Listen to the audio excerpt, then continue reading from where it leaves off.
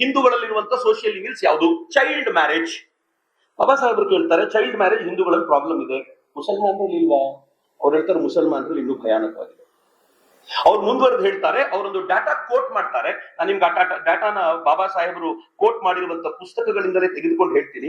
ಬಾಬಾ ಸಾಹೇಬರು ಈ ಕೋಟ್ ಹೇಗ್ ಮಾಡ್ತಾರೆ ಅಂತಂದ್ರೆ, ಅದು ಜನಸಂಖ್ಯೆಯ ಅಂಕಿಯ ಆಧಾರದ ಮೇಲೆ ಅವ್ರು ಹೇಳ್ತಾರೆ, 1881ರಲ್ಲಿ 15 ವರ್ಷದ ಕೆಳಗಿನ ಹೆಣ್ಣು ಮಕ್ಕಳಿಗೆ ಮದುವೆ ಮಾಡಿಕೊಡುವಂತ ಪ್ರಕ್ರಿಯೆಯನ್ನು ಲೆಕ್ಕ ಮಾಡಿ ಹೇಳ್ತಾರೆ.